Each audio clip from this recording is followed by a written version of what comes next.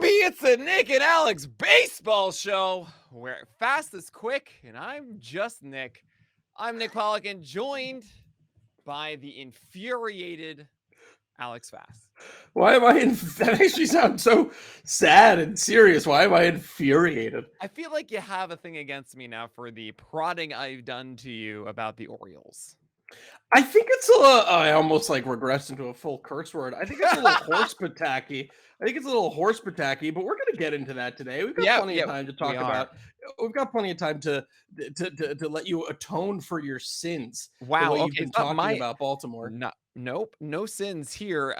Just want to say thank you to everybody watching on Twitch right now at twitch.tv/pitchers. Tuesday nights, 10 p.m. Eastern time. You are the true MVPs. Huge thanks to Eric Muir, of course, for being our producer on this show as he is live backstage right now. But this is another episode of the Nick and Alex Baseball Show. And we have a fun one planned for you. Of course, as always, we begin with the PL Plus giveaway. I'm going to be reciting the stats and showing you our PL player page of some mystery pitcher. Fast has no idea who they are. And this one today, well, they have a 3-1 record with nearly 73 innings, a 2.73 ERA, a .96 whip, but just a 19.4% strikeout rate, 3.8% walk rate, 31% CSW, 92.5 mile per hour fastball, but a 15.2% swinging strike rate. Fast, do you have any initial ideas? You don't have to say who it is, who you think it is, but do you think you have an idea? I think so. I think that crazy win-loss record might give it away. Yeah, is that what you think? Yeah, I'm thinking.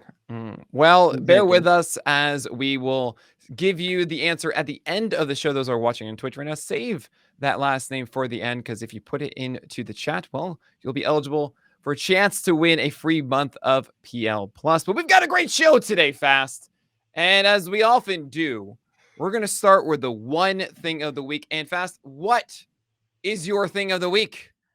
My thing of the week is that you guys are beating up on the Orioles, you dingus. Why? Listen, yesterday I didn't listen to your thing that you said yesterday when I wasn't listening. But you came in yesterday, you're like, oh, the Orioles.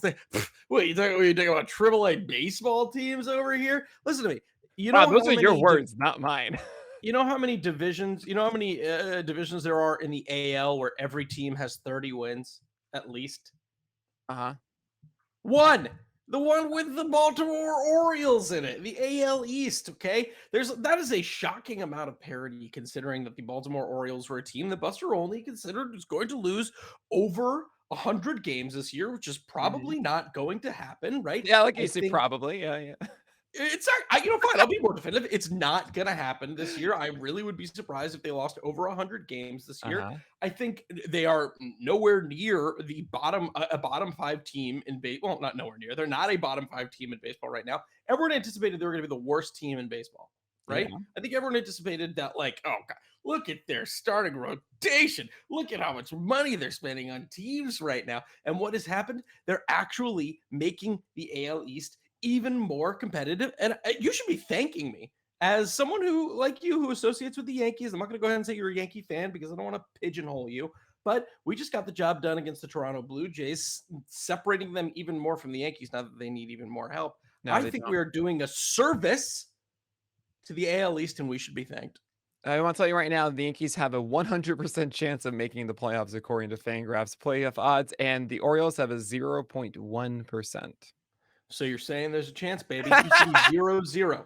Used to be 0-0, Nick. The other teams that have a 0-0 are the Athletics at just 23 wins and 45 losses. The Nationals at 25 and 46. The Pirates and Reds each at 0%. But the Rockies have a 0.1.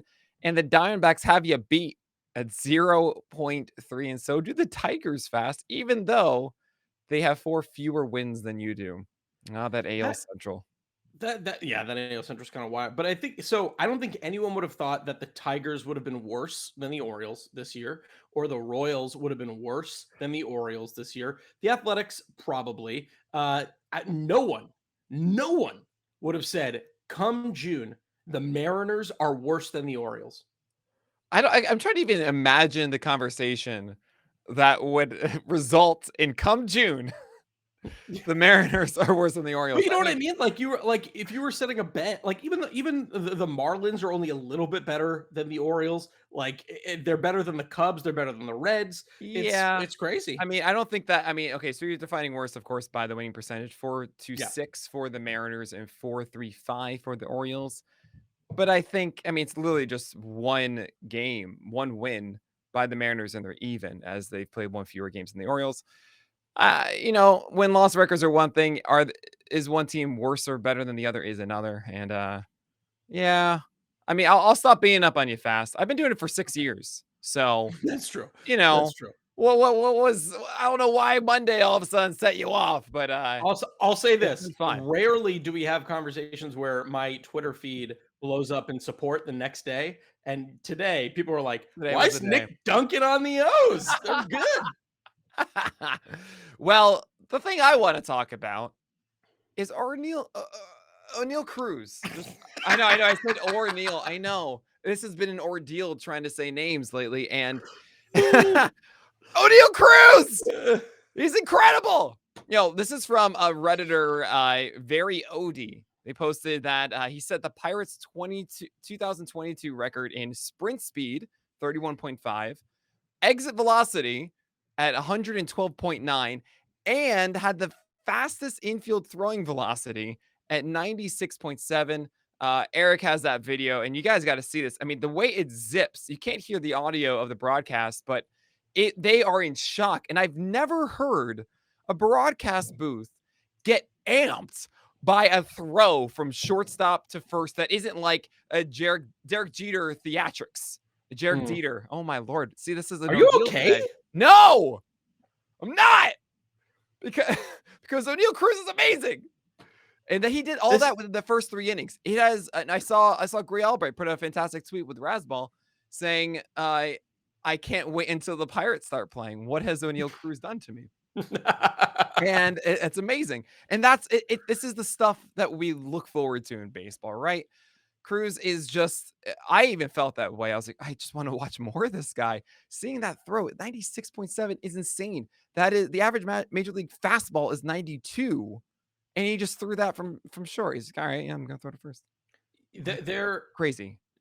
we should be so thankful that man is on the Pittsburgh Pirates, because if any team is going to get blown out, it's them. And that means that there's a chance that we could see O'Neal Cruz as a position player Yeah, pitching. but all of them are lobbing it in. I mean, this is something I don't No, no, know. no. What happened to like position players actually trying to pitch instead of just like not even like it's not even BP. It's not even the home run derby. They're lobbing it in. I They're think like even if he babysitting this took thing. it if he took it off, he could still hit like 88, 89. I think even if Oh he was yeah. like just chilling, he could be like, yeah.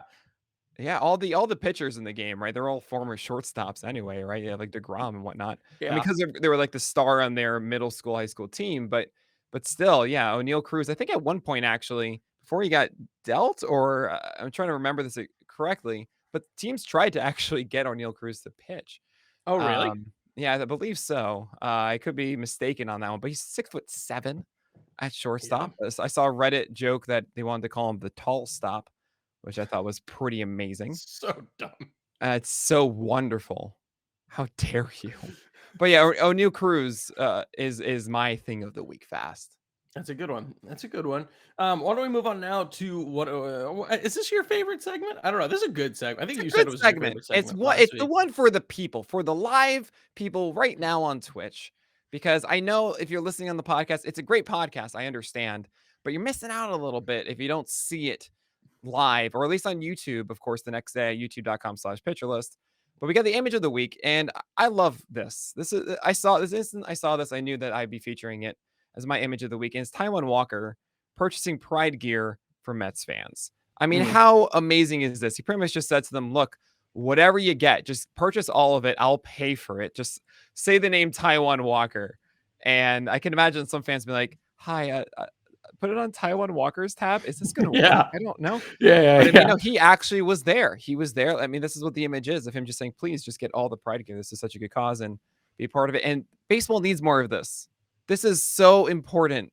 And I know we've talked about other players disagreeing or doing different things in the past 2 weeks. And to see this this word of positivity and inclusiveness is just heck yeah. Taiwan Walker, you rock, man. All the respect in the world to you.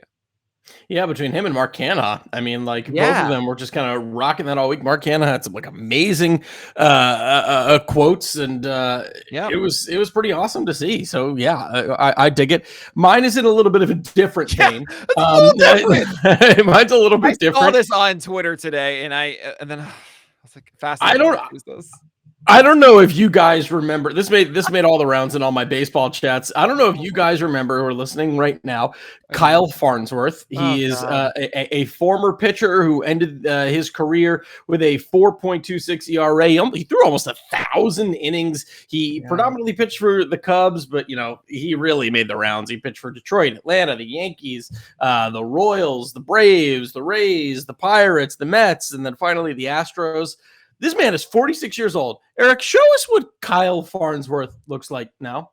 Oh my God. Oh, What? Fast. This is a family-friendly podcast. You can't look at a man who's got muscles. What are you talking about? This is This is a lot. PG. This This is is a lot. PG. This is a lot to Look handle at right this now. man. This man is 46 years old.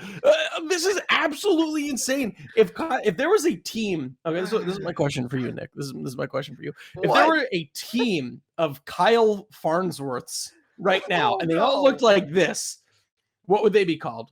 I mean, I don't. What would they be called? Yeah, what would they be called? Was this? You bring me back to like, what is this tier called, and why is it called that?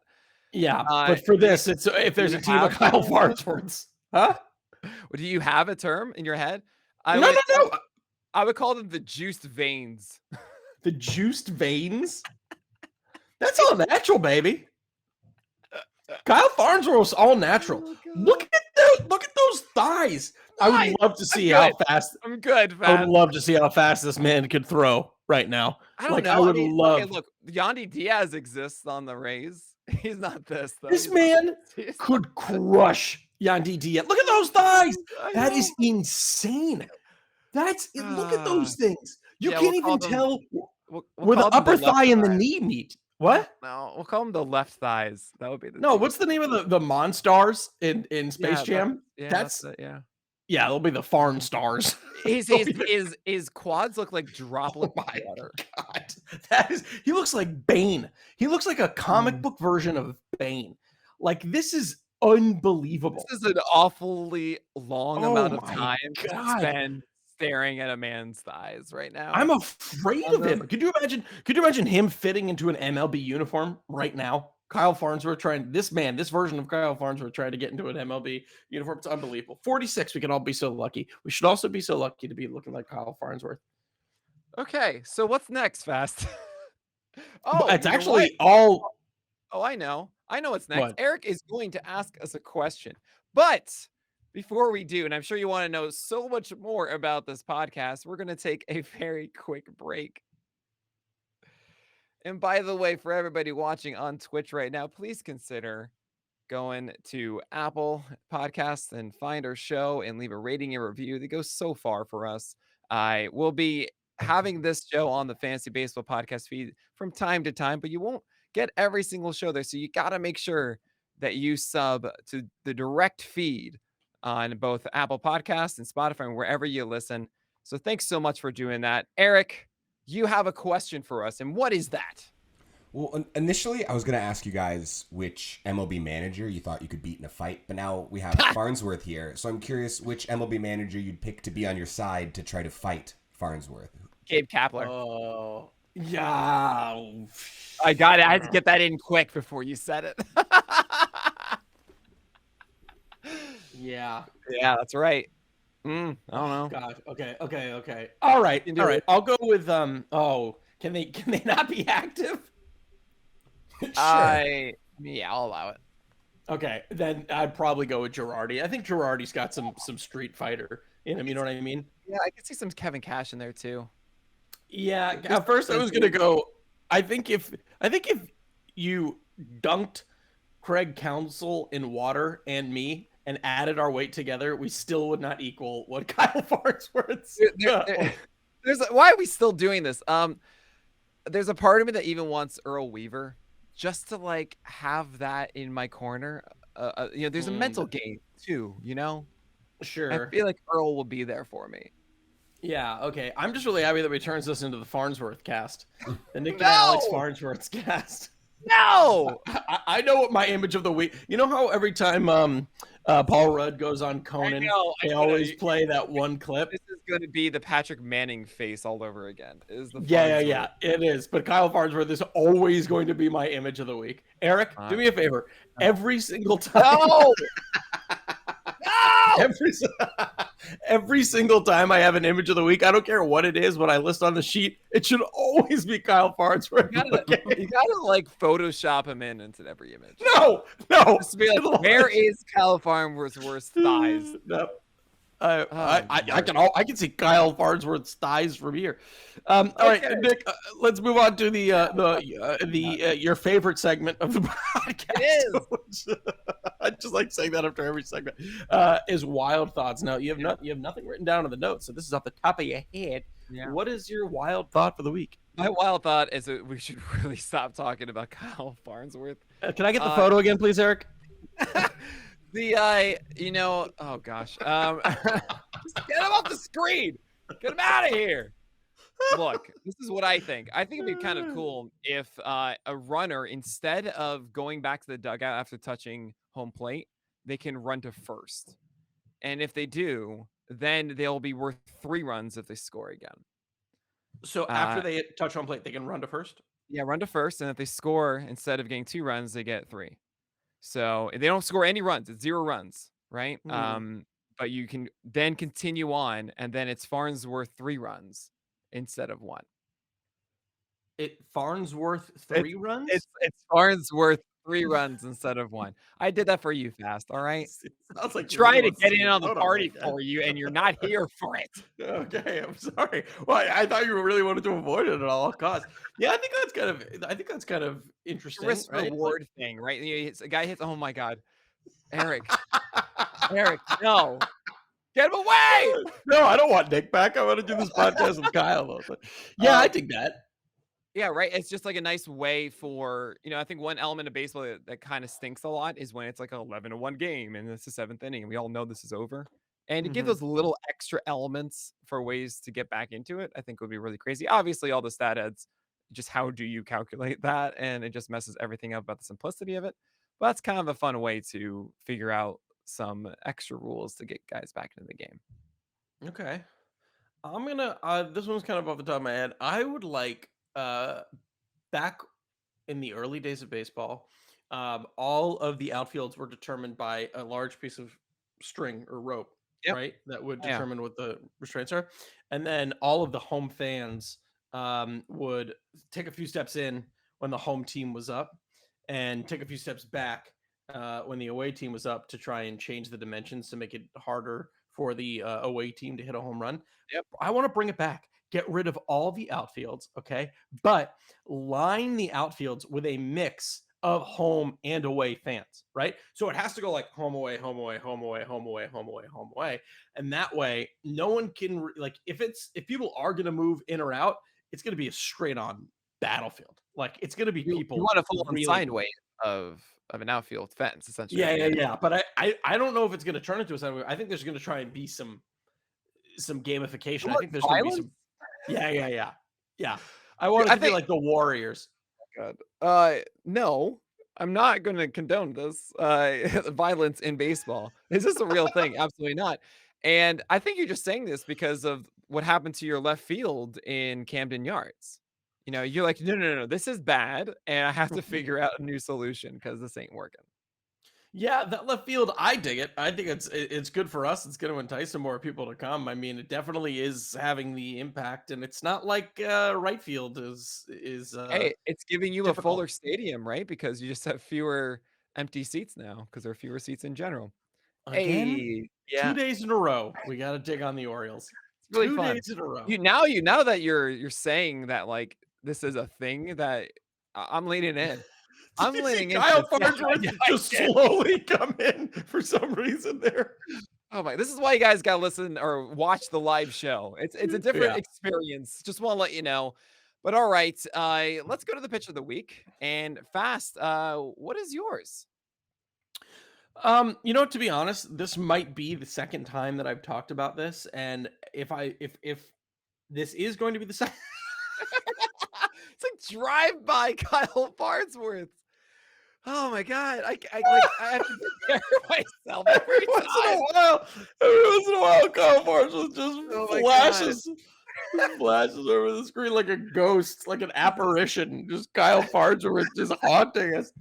Oh god, that's so good. And mine is going to be Shane McClanahan's changeup that was from yesterday. Oh yeah. Eric, if you could go ahead and show this changeup. That pitch, I mean, the changeup has been honestly maybe his best offering so far in terms of WOBA. It's like one of the top changeups in all of baseball in terms of WOBA, one of the top pitches in all of baseball in terms of WOBA. And what I love about this pitch is like there is no context theoretically required to understand why this pitch is so good. You could theoretically take a fan who is not super, in tuned with what a pitcher does or what pitch mechanics are or what an arsenal is, and you could show them this pitch and be like, oh, yeah, I understand why hitting a baseball is one of the most impossible things in the world. And then when you even start to understand the context of this guy can hit 96, 97 miles an hour with a four-seamer and dot it where he needs to, and that's probably a pitch that, Aaron Hicks saw earlier in this at bat, and now he's coming up with this changeup that this is like, if you saw this top down, it's almost like a Z. Like it's insane how it kind of zigs and zags in and out.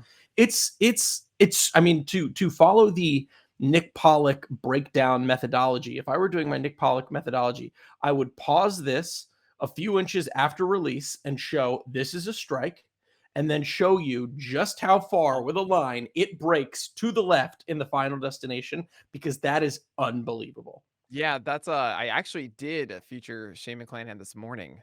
This game against the Yankees as a duel between Garrett Cole. I featured both of them. And oh boy, did he look good. Uh, Mm. it's you got to watch that one. See, you just got to go to our YouTube channel, y'all. YouTube.com/pitcherlist. You're missing out. Daily videos of pitcher breakdowns. It's fun. And of course, this podcast.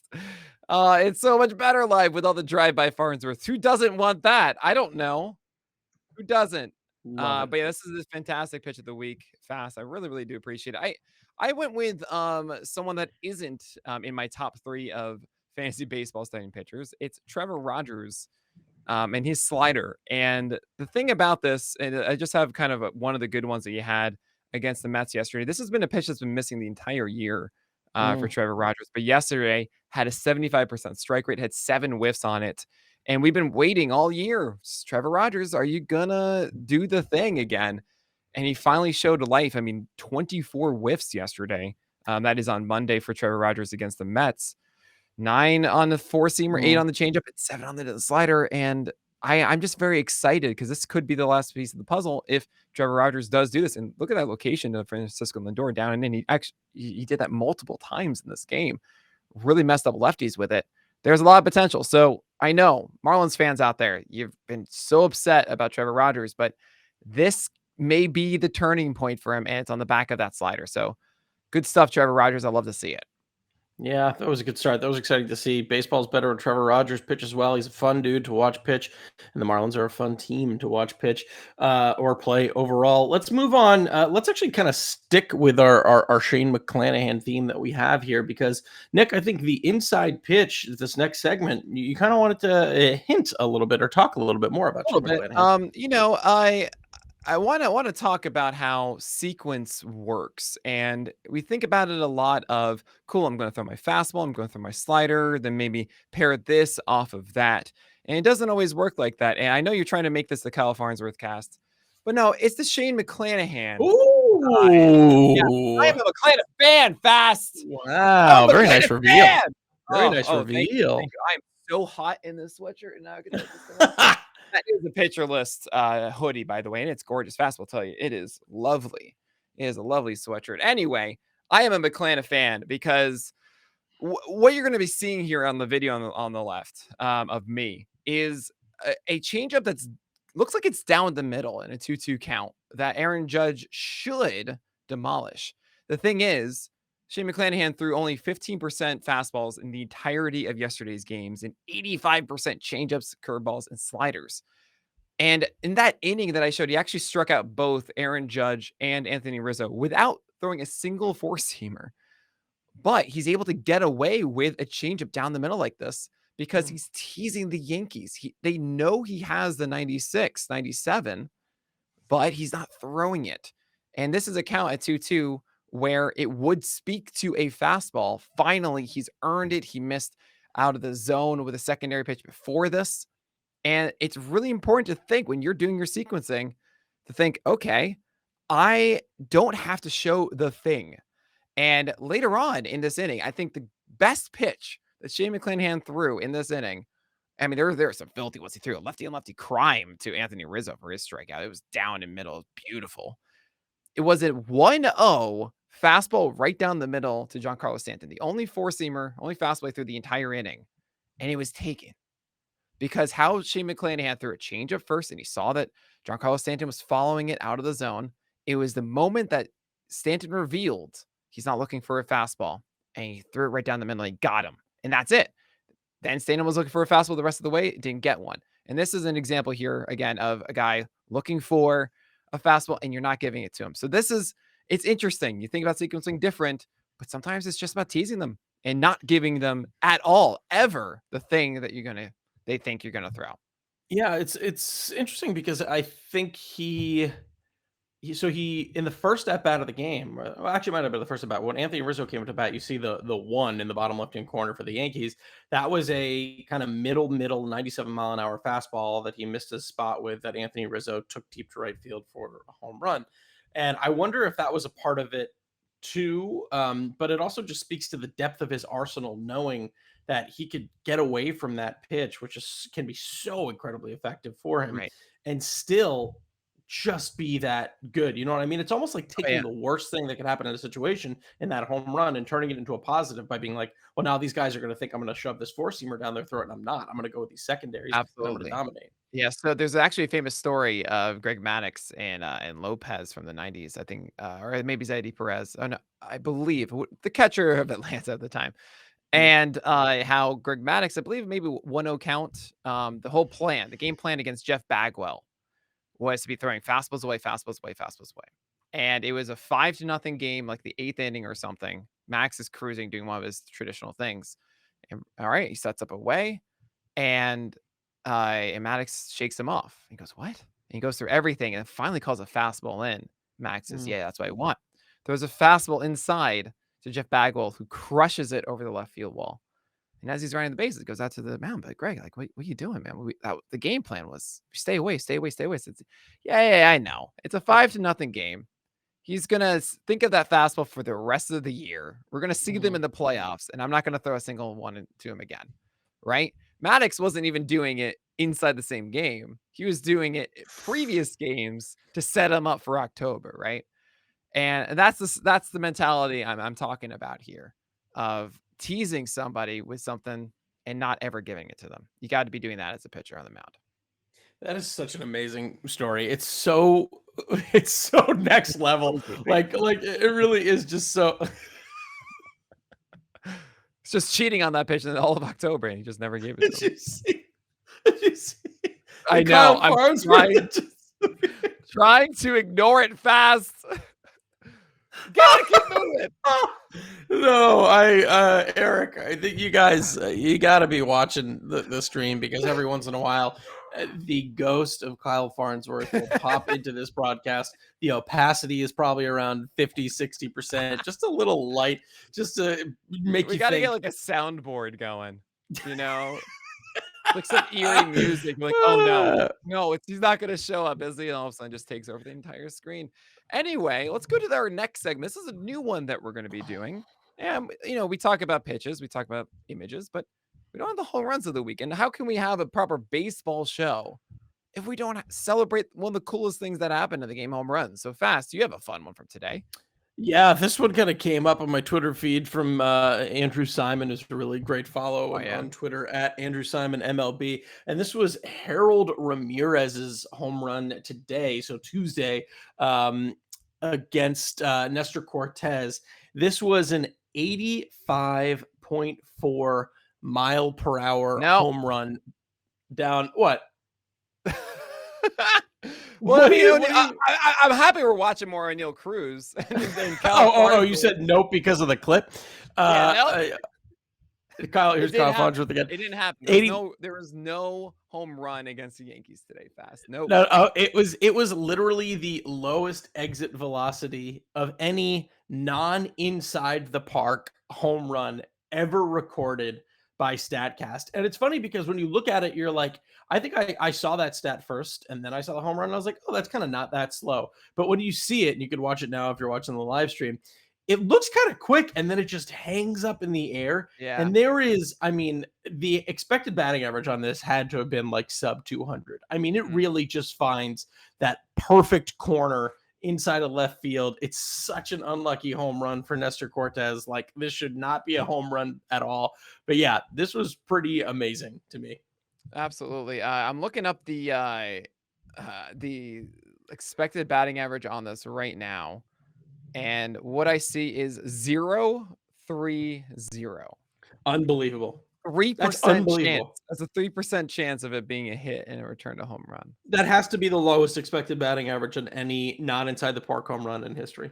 Yeah, 90 on the pitch velocity, 85.4 on the exit velocity, 33 launch angle, 323 feet traveled. We gotta get Sarah Langs. We gotta bring her on next time. Fast. We gotta make it happen. But that's a fun one. I have actually a joint one today. And I thought this was just really cool for the past week. There was a moment in the same day that both New York teams hit a grand slam, both making it a 10-1 ball game. On the same day, both New York teams. Pretty ridiculous. Here's Pete Alonso going yad, and it's wonderful. Yeah, and that makes it a 10-1 ball game to left field. And then you're going to see Anthony Rizzo do the same. Hit a grand slam against the Blue Jays and making that a 10-1 ball game. And it's stuff like that. Like, baseball has the weirdest stats, has the weirdest moments, and that was pretty dang cool. Will we see a Subway Series World Series this year? No, you don't think the Mets will be able to do it? Wow, I love that you know why. Yeah, I mean, I know you. I know what you're going to say. Well, I mean, the thing is, June is always great for the Mets. July is not. And this is what happens every year. I made this joke so many times. The first half of the year, all the Mets fans come out of the woodwork and goes, "Oh, I don't know. I think the Mets are the best team in New York." And it's just every year. Then just the second half of the season happens, and they're like the little brother to us. And as someone that grew up in Brooklyn, I wanted to be happy in life. I'm a Yankee fan, but I mean, I'm a baseball fan more now. I root for the pitchers. I root for Chris Sale against the Yankees and all that. But that's just I don't think it's gonna happen fast. I hope it does. That's just an amazing time if it does. But I'm gonna need every Met fan who listens to this to just drag you for the imitation, the downright disrespectful imitation that you just did of, dare I say, every resident in Queens.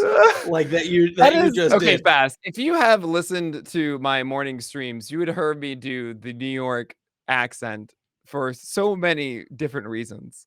To think that it is so egotistical to only assign to Mets fans is just false. They don't know that. I'm just saying. Now they do.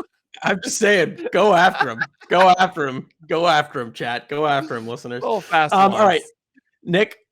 I want to move into a new segment that I came up with fart before we started this podcast. Okay. Why? We're only going to be able to do this once, unless you can think of a different methodology, and then I'll let you do it. But right now, I think I'm going to only have you do this, and you'll understand why in a second. No. Okay. Okay. So we're going to do this a little bit differently. Okay. What are we doing? We're going to create power rankings. I'm going to have you create power rankings. Okay. Now, here's what I'm going to do. I have all. This is going to be fun. I know exactly what number one is. We all know what number one is. We're not doing it like that. Okay. I'm not going 1 through 30. No. It's not Kyle Farnsworth. I'm not going 1 through. No! I'm not going 1 through 30. Okay. I'm not going 30 through 1. you doing? I'm gonna call out a random number, 1 through Oh, 30, I'm and gonna you're tell gonna you have what to team it's gonna be. ascribe. Oh god. No, you're gonna have to say like, all right, who's the 13th best team in baseball, and you Yeah. have to pick. Yeah, Okay, right. I need to decide who that team is. you need to decide who that team is. Oh Okay, all right, god. here we go. Ready, No. Nick? Who is the? We're gonna try and do it quick. You can't think of Yeah, it. yeah, I know, Who is I know. who is the 21st best team in baseball? Mariners. Mariners. Okay. Seattle. Okay. Nick, who is the 14th? Best team in baseball? 14th best team in baseball. Let's go with the Phillies. Phillies. Okay. Nick, who is the third best team in baseball? Uh, that would be the Mets. Mets. Okay, great. Nick, who is the 28th best team in baseball? Tigers. Tigers. Okay. Nick, who is the 25th best team in baseball? Orioles. Okay, Nick, who is the 5th best team in baseball? Astros. Oh, I knew you were going to say that. Nick, who is the 6th best team in baseball? Oh, dang it. Okay. Um, uh, Braves. Braves. Okay, Nick. Where's ATL? Oh my God, where's ATL? I said 6th. Okay, great. Nick, who is the 18th best team in baseball? I'm so gonna butcher this. I'll be like, oh my god, there's that one team that should have been Who is shimmied in there. I 18th. can't. Guardians. I can't Okay, do great. it like Nick, like who is one the next to the 24th five best to make team in it baseball? 15. What? Which one? Wrong. 24? Yeah, God, there's so many teams. I don't know the Cubs. the Cubs. Okay, great. Who did I say? 24th? Yeah. No, 4. Okay, 24th. Nick, who is the ninth best team? I think Fast's favorite thing to ever do is just make me squirm. This is fun for me. Like I'm gonna say the White Sox. The White Sox. Okay, great. Oh, no. There we go. Oh, What number did I just say? Ninth? Ninth. Okay. Yeah. 17. 17. Oh my god. 17, know, Nick. man. 17. Angels.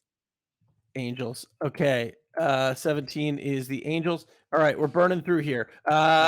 Second best team in baseball. Dodgers. Dodgers. Okay. 8th. Giants. Giants. Okay. 29th.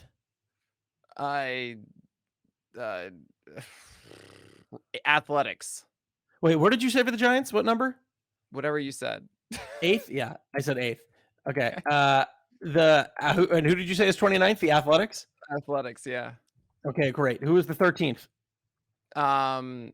13th is a weird one, man. I already said them. Let's go with the Cardinals. The Cardinals. Okay, great. 20th? 20th is so weird. I don't know. I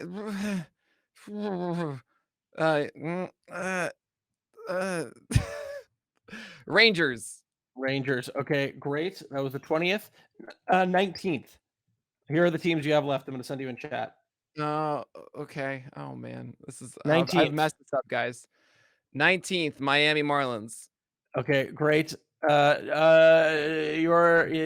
great. 19th is Miami Marlins. Okay, 4th. 4th, the Jays. The Jays. Okay. 11th. Oh man, I don't even know what spots I have left because I gotta like. Yep, this is where it gets fun. Red Sox. 11th is Red Sox. Okay. Yeah. 22nd.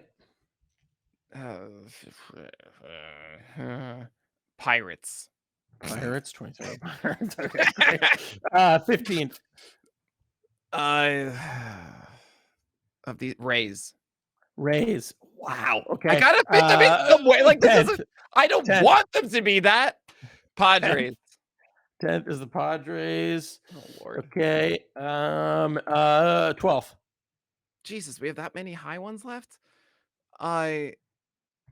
Brewers. Okay. 26th. Nationals. All right. First. Yankees. Okay. 23rd. Who do I have left now? Reds. Okay. Right. This is so bad. 27th. That's great. Oh God. Wait.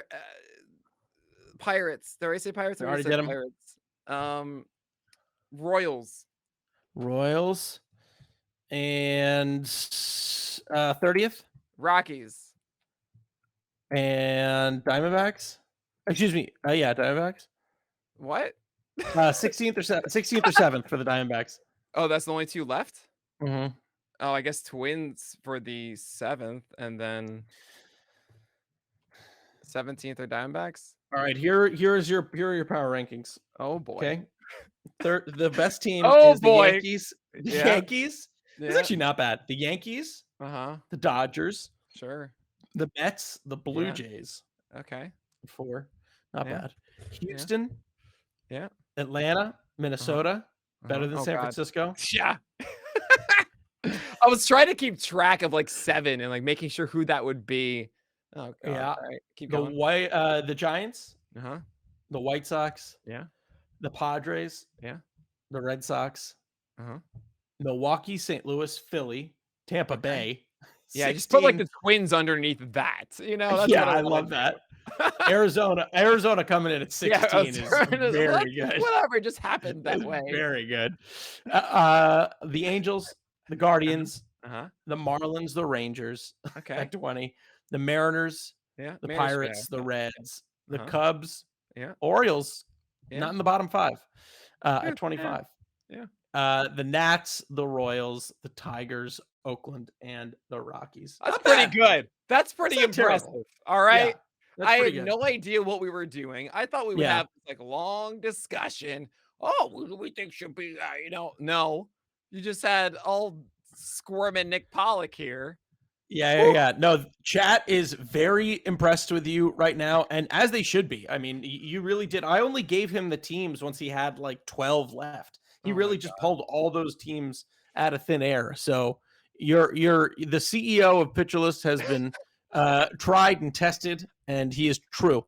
That was very impressive. Oh, well, thank you so much. I tried as best as I could, and I like this. I want you to surprise me with a list or something that I have to generate each week. I think that's a stupid fun idea because apparently you love to make me squirm. So, all right. Come on. Who doesn't? Come I on, will give us your suffer. bones. I will suffer for all of you.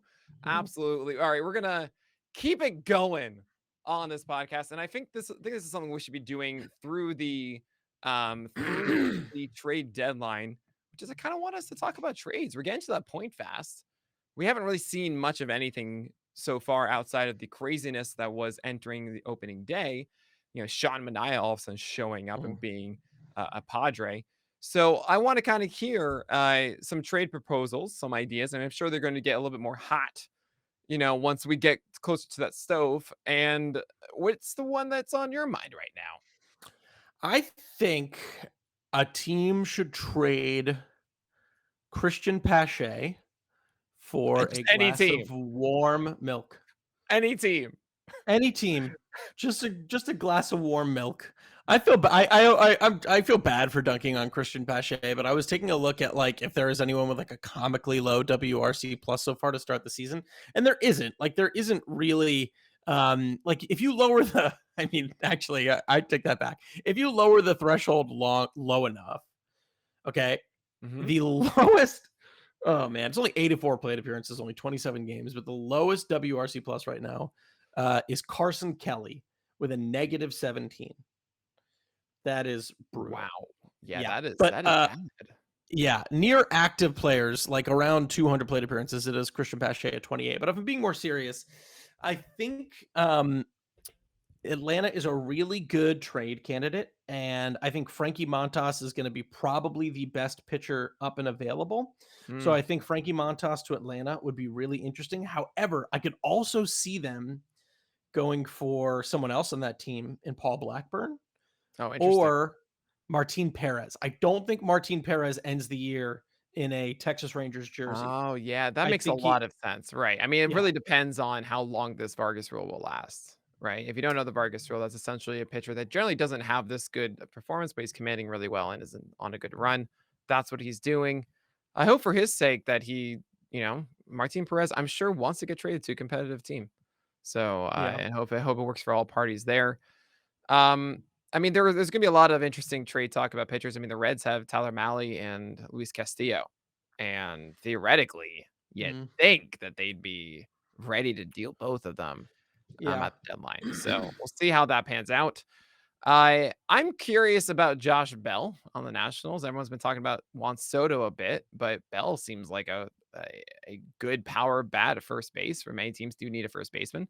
The first one that comes to mind for me are the Red Sox, who are still very much in the playoff chase, and they don't have a de facto first baseman right now. It's Franchi Cordero, Mm. um, playing platoon with Bobby Dahlback. And I think there's a lot of room there for the Red Sox to make a push there and really add to that offense.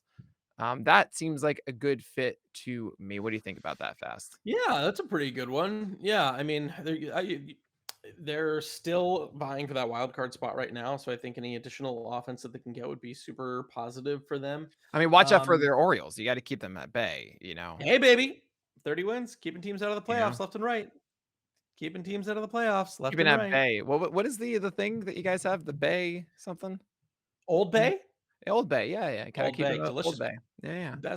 best topping out right now. I'm Old Bay. funny. You know, the Orioles do have some interesting trade. Like Trey Mancini is very interesting. You probably, I don't know if he would ever have a higher return than he does right now, especially with the NLDH coming in. I think he's a very interesting trade candidate. Jorge Lopez has shown that he can be a really, really Save good them. We got closer. like 6 weeks left. Fast. Oh, you want to do one each week? I didn't Yes. know that. Come Sorry. on. Sorry. Didn't Jesus. know that. Didn't know that. Jesus. I All didn't know right. that. Well, speaking of things that we do every single week, we got your favorite segment right now, Fast. Is your My favorite fave. one. And who will win the World Series? And keep in mind, as we do this stuff, we got to think about the teams that will be mathematically eliminated in time, but not you. You're like, no, No. this is Nick's sixth best team. Which team is that? Yeah, I mean, I the only reason I'm bringing them up is because I can't believe that they haven't gotten. Maybe it's me. I don't think when Atlanta went on a 14-game win streak, they got nearly as much attention as like the Angels did when they were on their really, Yeah, really sure. terrible run. Like it just didn't seem like I was seeing things about Atlanta everywhere. Although I think Fangraphs today, their cover page was like the meeting that turned the Atlanta Braves season around. But when you look at that team, especially if you go ahead and look at that lineup, right, between Dansby Mhm. Swanson, obviously Ronald Acuna back and pretty much mashing so far to start the year. You take a look at Matt Olson, who's got 2 home runs tonight. There aren't a lot of holes offensively, especially with Ozzy Albies probably going to return before the playoffs, right? He's going to be out for a couple months with that terrible injury, but you have to think that he's going to come back before the playoffs and continue to provide an offensive spark for that team as well as a defensive spark for that team. The biggest question mark probably going to be their rotation, right? Is Charlie Morton going to finally establish some consistency and turn it around the way that we saw last year? You have Fried. Like, I don't think you really need to worry about Max Fried, right? That's a guy you can take who's a 1-2-3, a guy you can fit into any of those slots for a playoff run. If Morton can retain what he was, then you just need one more starting pitcher. That's kind of why I brought them up in trade talks. I think they kind of are one elite starting pitcher away. Are they going to be able to catch up with the New York Metropolitans? You seem to think so because of the July that the Mets usually have. They did take a 9-run NL East lead and cut it into about 5.5 with that 14-game winning streak. Very impressive, by the way, that you can win 14 games in a row and still be 5.5 back. That's a testament to the Mets. But still, I don't know. I think they, once again, have pieces that they can build upon. They're not too drastically different aside Freeman leaving, and Olsen really has shown that he can be a very, very good offensive first baseman. Too different than they were last year. So I don't know. Wouldn't surprise me if the if Atlanta shocked everyone again and put it together and won another World Series. They have the 4th highest World Series winning percentage in the National League at 11.3%, just behind the Mets, 13.2%. Something to think about there. And by the way, I just missed a lot of that because I was so distracted by the highlight video that had Kyle Hendricks calling a changeup like a tired man reluctantly honking his horn. And normally when you call a changeup, you make a definitive push out with the claw of the glove and everything. He was just like, honk. And I'm like, yep, that's Kyle Hendricks. And I just kept thinking about that for a long time and forgot where I was. So Atlanta, good call. Glad we got that one out of the way, I Hmm. guess. Because I mean these World Series things, we gotta, we can't talk about the Reds, we can't talk about the Cubs, we can't talk about the Pirates, we can't talk about the Rockies, we can't talk about the Diamondbacks. It's gonna be close. You're taking a team that is gonna be there in September. So, all right, fast. You're putting a lot of trust on all these other teams, and yeah, maybe they do put it together. Maybe it'll work out. We'll see. Who knows? Let's have some fun. Why not? Oh, I'm just messing around with you. But all right, guys, it is getting close to the end of this podcast, and you know what that means is that it's time for us to give away PL Plus. So what I have done is I have typed in the name of the pitcher, the last name of the pitcher that I showed the pitcher list player page graphic of. And Eric, you want to put that back on screen and fast? Who do you think it is? I thought with that low whip Mm-hmm. that it was Sandy Alcantara, but you've done Sandy before, Sure right? have. Yes. So by the way, those that are watching right now on Twitch, put the last name of the pitcher you think this is, and you're eligible for a free month of PL Plus. Put them in right now. Oh my God, Eric, I know what you're doing. I see Farnsworth in the background of this graphic. It looks like you're That's you know what? censoring him. That'll be my guess. Well, with a 19% strikeout rate Yeah, it's and a Kyle Farnsworth. 92.5 mile per hour fastball, there's no way that's Sandy. No, it's Kyle Farnsworth. It's Kyle Farnsworth. Yeah, that is peak Kyle Yes. Farnsworth in 2022. Hmm. Keep it No, right who is now. it? I'll give away a little bit more hints here. Yeah, the 51% ground ball rate, the 3-1 record, Eric. Oh my God. The 3-1 record. This is a pitcher that took a long time to get their win on a very uh winning team. He's a guy that has a high swinging strike rate, 15%, but a low 19% strikeout rate. We have talked a lot about how Jordan Montgomery. Fast, look at you. Congratulations to Alex Fast. He has won Woo! a free month of PL Plus. Yes! Congratulations. I'm so proud of you, Fast. But yeah, chat, put Montgomery's name into chat if you want to be eligible for a free month of PL Plus. But Fast, we got one more segment. We got one more Yeah. segment left, and I really like this one because it looks forward to the week ahead. So what is the thing that you are looking forward to? While he Fast got put lit the up, name in the chat, by the way. I want to win. While he got lit up against the Giants tonight with 6 earned runs over 3 2/3 innings, I Mm, am really looking forward to seeing Spencer Strider against the Dodgers. We all know that there is a little bit of volatility, there's a little bit of command issues, but you kind of talked about this a little bit in the first pitch on the corner last night. If he does show up being that high ceiling Strider, we can just watch him dominate. And I think having him be, he theoretically is, it's Tuesday, so he is lined up to be on Sunday Night Baseball. Who knows? There's so many days, yeah, but like if we get prime time Strider versus the Dodgers on Sunday night, I think that could be really exciting to watch. So I'm looking forward to that. absolutely. The problem here, Spencer Strider, for me, is he needs to have a high strike rate on both the four seamer and the slider. I mean, he did allow a 3-run homer in that early in this game to the Giants. It kind of messed them up, but just 9 out of 18 strikes on the slider isn't it. When he was succeeding the most, it was 65% on both four seamer and slider, and it was 61% on the fastball in this one. And he just needs to just pound these things in the zone, honestly. Make it so that they can't be patient, so that they're on their heels constantly. He couldn't quite get that slider over the plate. Fastball was a little too erratic, up and arm side in this one. And that's just what happens when, despite his good stuff, he's going to get burned if he can't do that. So I'm excited for it. We've seen guys like Hunter Green have their amazing starts against the Dodgers. So it's not out of the question that Strider could show up here.